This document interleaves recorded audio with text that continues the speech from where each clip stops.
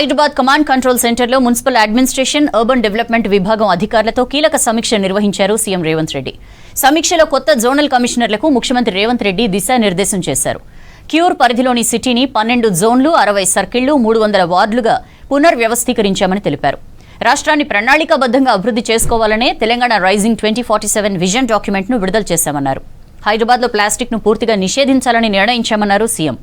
Cure పరిధిలో diesel బస్సులు, ఆటోల ప్లేస్లో ఈ వెహికల్స్ తీసుకురావాలని నిర్ణయించామన్నారు. నగరంలో అత్యంత సంక్లిష్టమైన సమస్య చెత్త నిర్వహణ అన్నారు. జోన్ల వారీగా సంబంధిత సమస్యల్ని పరిష్కరించాల్సిన బాధ్యత జోనల్ కమిషనర్లదేనని స్పష్టం చేశారు. నెలకు 3 రోజులు శానిటేషన్పై స్పెషల్ డ్రైవ్ నిర్వహించాలని అధికారులను ఆదేశించారు సీఎం రేవంత్. రోడ్లపై ఎక్కడా చెత్త కనిపించడానికి వీల్లేదని, రోడ్లపై గుంతలు కనిపించొద్దని అధికారులకు స్పష్టమైన ఆదేశాలు జారీ చేశారు. బర్త్, డెత్ సర్టిఫికేట్స్, ట్రేడ్ లైసెన్స్లు, ఇతర డాక్యుమెంట్ల జారీకి టెక్నాలజీని ఉపయోగించుకోవాలని సూచించారు. ఆన్లైన్ టెక్నాలజీని ఉపయోగించి ప్రజలకు పారదర్శక సేవలు అందించాలన్నారు CM. Colony welfare association, apartment అసోసియేషన్లతో కమ్యూనికేషన్ ఉండేలా చూసుకోవాలని చెప్పారు. గుడ్ గవర్నెన్స్ నుంచి స్మార్ట్ గవర్నెన్స్ కు మారాలన్నారు.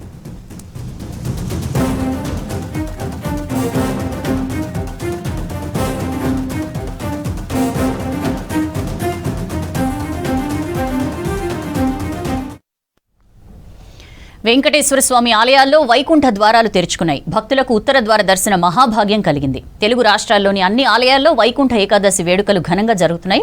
ఆలయాలన్నీ భక్తులతో కిటకిటలాడుతున్నాయి. తెల్లవారుజాము నుంచే భక్తులు ఉత్తర ద్వారం నుంచి శ్రీ మహావిష్ణువును దర్శించుకుని ప్రత్యేక పూజలు చేస్తున్నారు. ప్రముఖులతో పాటు సామాన్యులను ఉత్తర ద్వారం నుంచి స్వామివారిని దర్శించుకుని తరించారు.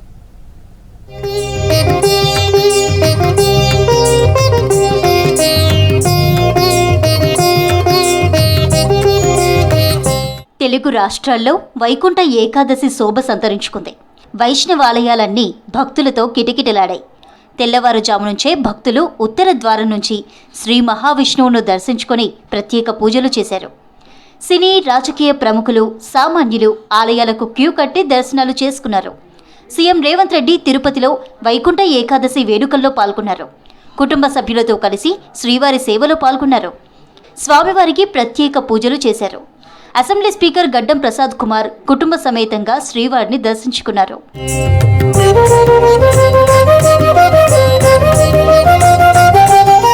ముక్కోటి ఏకాదశి పర్వదినం సందర్భంగా వెంకటేశ్వర స్వామిని దర్శించుకున్నారు దేవాదాయ శాఖ మంత్రి కొండా సురేఖ. వరంగల్లోని శ్రీ వెంకటేశ్వర స్వామి ఆలయాల్లో ఉత్తర ద్వారం గుండా స్వామివారిని దర్శించుకున్నారు. ముక్కోటి ఏకాదశి వేళ 3 కోట్ల దేవతల అనుగ్రహంతో ప్రజలందరూ సుఖ సంతోషాలతో జీవించాలని కోరుకున్నట్లు చెప్పారు మంత్రి కొండా సురేఖ. అంతకుముందు యాదగిరిగుట్టలో ప్రత్యేక పూజలు చేశారు.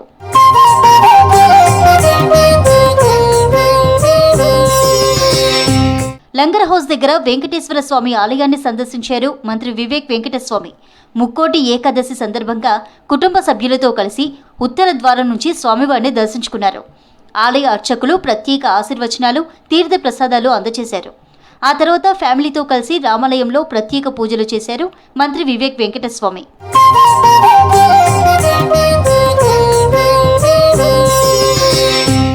యాదాద్రి భువనగిరి జిల్లా యాదగిరిగుట్ట శ్రీ లక్ష్మీ నరసింహస్వామివారిని దర్శించుకున్నారు రాష్ట్ర మంత్రి శ్రీధర్ బాబు దంపతులు. ఉత్తర ద్వారం నుంచి ఆలయంలోకి వెళ్లి ప్రత్యేక పూజలు చేశారు. ముక్కోటి ఏకాదశి రోజు నారసింహుడి దర్శనం అద్భుతంగా జరిగిందన్నారు మంత్రి శ్రీధర్ బాబు.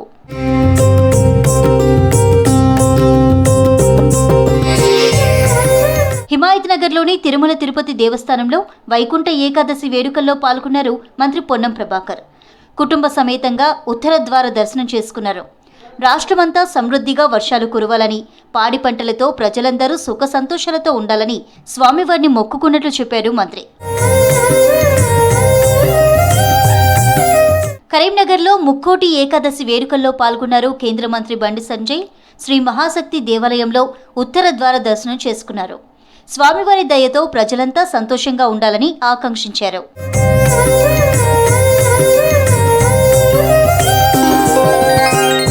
వేములవాడ రాజన్న, భద్రాచల రామయ్య, వరంగల్ భద్రకాళి, 1000 స్తంభాల గుడి, రామప్ప, ధర్మపురి లక్ష్మీ నరసింహస్వామివారి ఆలయం, ఇల్లంతకుంట, యాదగిరిగుట్ట సహా రాష్ట్రంలోని ప్రముఖ పుణ్యక్షేత్రాలన్నీ భక్తులతో కిటకిటలాడుతున్నాయి. భక్తులు పెద్ద ఎత్తున తరలివచ్చి ఉత్తర ద్వారం నుంచి స్వామివారిని దర్శించుకుంటున్నారు.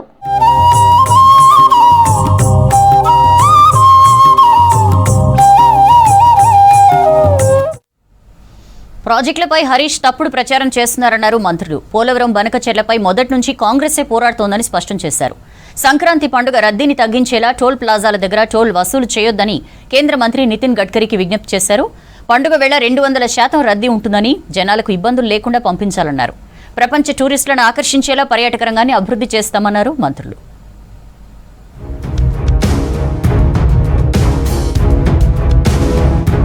సంక్రాంతి పండుగ రద్దీని దృష్టిలో పెట్టుకొని కేంద్ర మంత్రి గడ్కరీకి లేఖ రాశారు మంత్రి కోమటిరెడ్డి వెంకటరెడ్డి. జనవరి 9 నుంచి 14 వరకు, 16 నుంచి 18 వరకు సంక్రాంతి పండుగ ఉండడంతో వాహనాలకు టోల్ వసూలు చేయొద్దని కేంద్ర మంత్రి నితిన్ గడ్కరీకి విజ్ఞప్తి చేశారు. పండుగ సమయాల్లో టోల్ ప్లాజాల దగ్గర 200% ట్రాఫిక్ జామ్ అవుతుందన్నారు మంత్రి కోమటిరెడ్డి. ఈ నెల 13, 14, 15, 16 సంక్రాంతి పండుగ సందర్భంగా లాస్ట్ ఇయర్ కొద్దిగా ట్రాఫిక్ లో జామ్ అయి కొన్ని గంటల పాటు ట్రాఫిక్ స్తంభించడం జరిగింది. టోల్ ఫీజు సంబంధించి ఇప్పుడే లేఖ కూడా రాస్తుంది. గడ్కరీ గారికి ఫస్ట్ మెయిల్ చేసి అవసరం ఉంటే పర్సనల్ గా వెళ్లి గడ్కరీ గారిని కలిసి ఎగ్జామ్షన్ ఇవ్వాలని. ఎందుకంటే టోల్ దగ్గరనే 20 కిలోమీటర్ లైన్ ఆగుతుంది. 3 టోల్ గేట్స్ ఉన్నాయి. దానికోసం కూడా నాకు పూర్తి నమ్మకం ఉంది. గడ్కరీ గారు నా లేఖతో స్పందించి ఆ టోల్ కూడా దాన్ని ఎగ్జామ్షన్ చేస్తారని. సోమాజిగూడలోని తన నివాసం మంత్రి వివేక్ వెంకటస్వామిని కలిశారు టీజీఎస్ చీఫ్ ప్రొఫెసర్ కోదండరాం. ఉద్యమకారుల సంక్షేమం కోసం కమిషన్ వేసి ఇళ్ల స్థలాలు ఇవ్వాలని వినతి పత్రం అందించారు. తర్వాత చెన్నూరు నియోజకవర్గంలో గెలిచిన సర్పంచులు మంత్రిని కలిశారు. కొత్తగా ఎన్నికైన సర్పంచుల్ని కలిసి శుభాకాంక్షలు తెలిపారు మంత్రి వివేక్.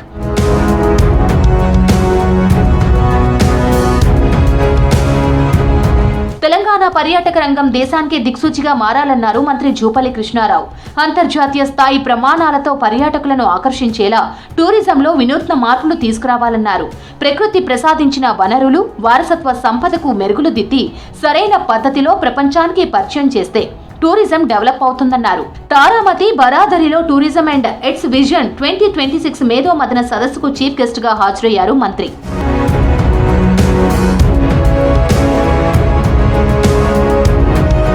వేములవాడలోని భీమేశ్వర ఆలయంలో మహాశివరాత్రి జాతరను ప్రభుత్వ పండుగ వాతావరణంలో జరిపిస్తామన్నారు ప్రభుత్వ విప్ ఆది శ్రీనివాస్. భక్తులు మెచ్చేలా జాతరకి ఏర్పాట్లు చేస్తున్నామన్నారు. రాజన్న సిరిసిల్ల జిల్లా వేములవాడ భీమేశ్వర ఆలయంలో ఫిబ్రవరి 14 నుండి 16 వరకు మహాశివరాత్రి వేడుకలు జరగనున్నాయి. దక్షిణ కాశీగా పేరుగాంచినటువంటి వేములవాడ శ్రీ రాజరాజస్వామి సన్నిధిలో శ్రీ భీమేశ్వర ఆలయంలో మహాశివరాత్రి ఉత్సవాలను వచ్చినటువంటి భక్తులకు భీమేశ్వర స్వామి ఆలయంలో స్వామివారి దర్శనం కల్పింపజేసేటువంటి కార్యక్రమానికి సంబంధించినటువంటి అన్ని అంశాలను క్రోడీకరించి ఈ రోజు వచ్చేటువంటి భక్తుల కోసం ఈ రోజు ఈ సమావేశం ద్వారా యాసంగి సీజన్ కు సంబంధించి యూరియా పంపిణీపై ఫోకస్ చేశారు వ్యవసాయ అధికారులు. యూరియా పంపిణీ కోసం ప్రత్యేక అధికారులను నియమించారు అగ్రికల్చర్ డైరెక్టర్ డాక్టర్ గోపి. 9 మందిని ప్రత్యేక అధికారులుగా నియమిస్తూ ఉత్తర్వులు జారీ చేశారు. ఒక్కొక్క అధికారికి 4-5 జిల్లాల్ని కేటాయించారు.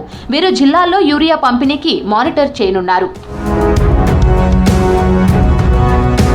నల్లమల సాగర్ అయినా బనకచెర్ల అయినా జరిగేది జలదోపిడీయే అన్నారు బీఆర్ఎస్ నేతలు. నల్లమల సాగర్ అక్రమ నిర్మాణానికి సూత్రధారి చంద్రబాబు అయితే పాత్రధారి రేవంత్ రెడ్డి అన్నారు. బనకచెర్ల విషయంలో తామే పోరాటం చేశామన్నారు. బీఆర్ఎస్ అధినేతతో పార్టీ ముఖ్య నేతలు భేటీ అయ్యారు. అసెంబ్లీ సమావేశాల్లో అనుసరించాల్సిన వ్యూహాలపై దిశానిర్దేశం చేశారు.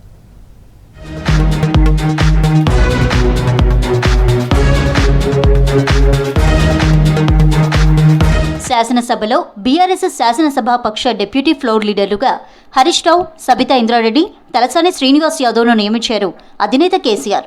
శాసన మండలిలో బీఆర్ఎస్ డిప్యూటీ ఫ్లోర్ లీడర్లుగా ఎల్ రమణ, పోచంపల్లి శ్రీనివాస్ రెడ్డిని నియమించారు. మండలిలో పార్టీ విప్గా దేశపతి శ్రీనివాస్ను కేసీఆర్ నియమించారు.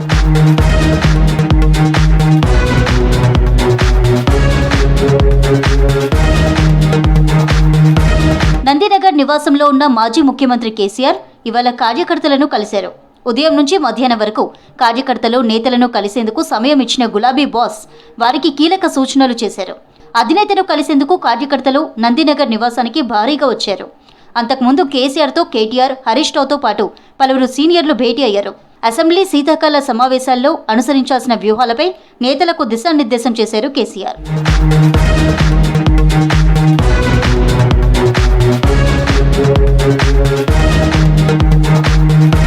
నల్లమల్ల సాగర్ అయినా బనకచెర్ల అయినా జరిగేది జలదోపిడీ అన్నారు మాజీ మంత్రి ఎమ్మెల్యే హరీష్ రావు. బనకచెర్ల కంటే నల్లమల్ల సాగరే డబుల్ డేంజర్ అన్నారు. నల్లమల్ల సాగర్ను కాంగ్రెస్ ప్రభుత్వం ఎందుకు అడ్డుకోవట్లేదని ప్రశ్నించారు. చంద్రబాబు సూచిస్తేనే ఆదిత్యనాథ్ దాస్ను సలహాదారుగా పెట్టుకున్నారని విమర్శించారు హరీష్ రావు. చంద్రబాబు వేసిందంటే ఓకే, అర్థం చేసుకుందాం. మరి రేవంత్ రెడ్డి ఎట్లా ఇస్తాడు కమిటీ? ఎవరికి ఈ కమిటీ హెడ్ ఎవరికి ఇచ్చింది అనుకున్నావు? చంద్రబాబు నాయుడు గారి శిష్యుడు, ఆయన దాసుడు ఆదిత్యనాథ్ దాస్ను చైర్మన్గా పెట్టి రేవంత్ రెడ్డి గారు కమిటీ వేసిండ్రు. అబ్బా, కమిటీ వేయడమే ఒక తప్పు అయితే ఆ కమిటీకి ఆదిత్యనాథ్ దాస్ను హెడ్గా పెడుతూ రేవంత్ రెడ్డి గారు చంద్రబాబు సూచించిన వ్యక్తితోనే ఇస్తాడు. బీజేపీతో పొత్తుకు హ్యాపీరావు సర్వం సిద్ధం చేస్తున్నారంటూ మ్యాచ్ బాక్స్ అనే ఎక్స్ అకౌంట్ ద్వారా ట్వీట్ చేశారు కవిత ఫాలోవర్స్. గతంలో కవిత మాట్లాడిన మాటలన్నీ ఒక్కొక్కటిగా నిజమవుతున్నాయని పోస్ట్ పెట్టారు. మ్యాచ్ బాక్స్ నుంచి పోస్ట్ చేసిన ఫోటోలో ఆంధ్రప్రదేశ్ డిప్యూటీ స్పీకర్ రఘురామకృష్ణరాజు, మాజీ మంత్రి ఎమ్మెల్యే మల్లారెడ్డి, మర్రి రాజశేఖర్ రెడ్డి, బీఆర్ఎస్ నేత మాజీ ఎంపీ జోగినపల్లి సంతోష్రావు ఉన్నారు. Telangana Jagruthi chief MLC Kavitha followers BRS నేతలపై సోషల్ మీడియాలో విమర్శలు చేస్తున్నారు. Jagruthi updates, Jagruthi tags, match box X accounts నుంచి బీఆర్ఎస్ టార్గెట్గా సోషల్ మీడియాలో పోస్టులు పెడుతున్నారు కవిత ఫాలోవర్స్.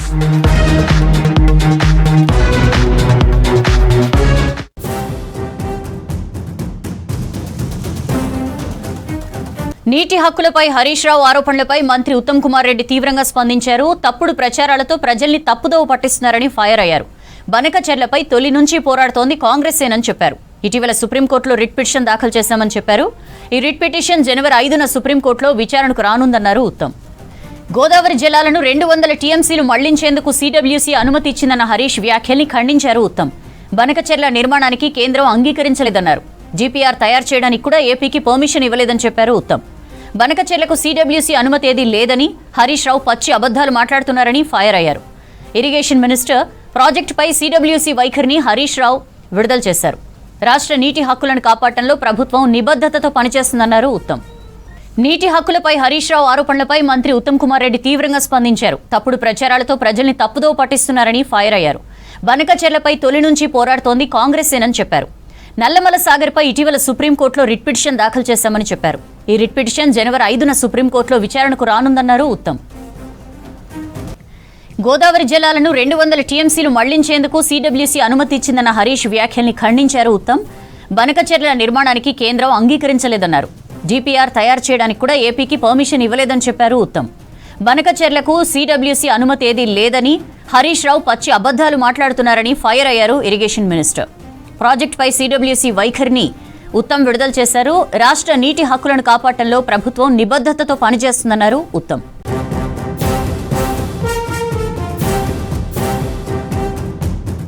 బెంగాల్లో అక్రమ చొరబాట్లకు టీఎంసీ సర్కారే కారణమన్నారు కేంద్ర మంత్రి అమిత్ షా. బంగ్లాదేశ్ బోర్డర్లో కంచె ఏర్పాటుకు భూమి ఇవ్వడం లేదని ఆరోపించారు. బీజేపీ సర్కార్తోనే అభివృద్ధి సాధ్యమన్నారు. త్వరలో అసెంబ్లీ ఎన్నికలు ఉండడంతోనే బీజేపీ నేతలకు బెంగాల్ గుర్తొచ్చిందని విమర్శించారు సీఎం మమతా. రాజకీయ లబ్ధి కోసమే చొరబాట్ల అంశాన్ని బీజేపీ తెరపైకి తెస్తోందని ఫైర్ అయ్యారు.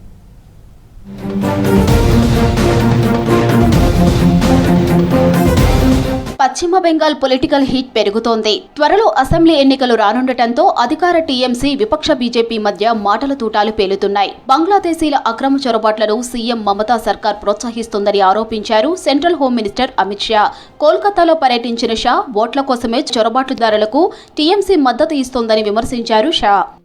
पूरे बंगाल की जनता घुसपैठियों से त्रस्त है।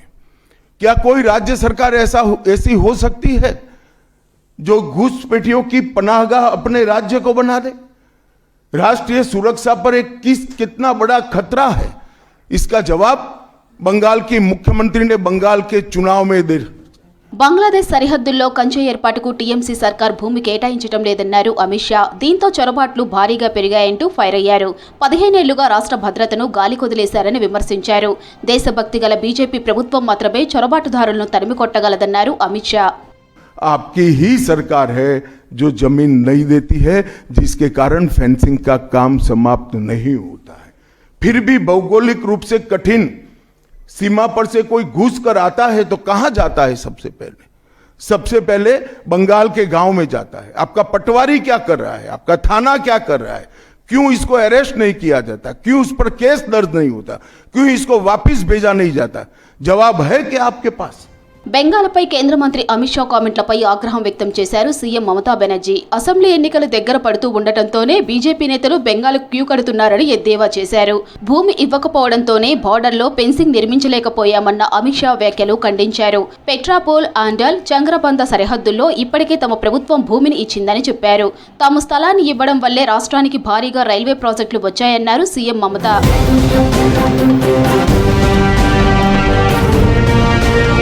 దేశంలో బెంగాల్లో మాత్రమే చొరబాట్లు జరుగుతున్నట్లు చెప్పడం విడ్డూరంగా ఉందన్నారు సీఎం మమత. ఉగ్రవాదులు బెంగాల్లో మాత్రమే ఉంటే పహల్గాం అటాక్, ఢిల్లీ పేలుడు ఎలా జరిగాయని ప్రశ్నించారు.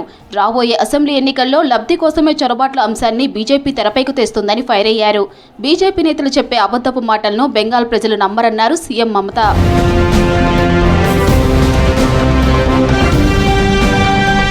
బెంగాల్లో టీఎంసీ ప్రభుత్వాన్ని కూలదోసేందుకు కేంద్రంలోని మోదీ సర్కార్ కుట్ర చేస్తోందన్నారు సీఎం మమత. దీనిలో భాగంగానే ఎన్నికలకు ముందు కేంద్రం ఎస్ఐఆర్ తెస్తోందని విమర్శించారు. ఎన్నికల కమిషన్ నుంచి వస్తున్న ఒత్తిడి తట్టుకోలేక BLOలు, అధికారులు సూసైడ్ చేసుకుంటున్నట్లు చెప్పారు టీఎంసీ నేతలు.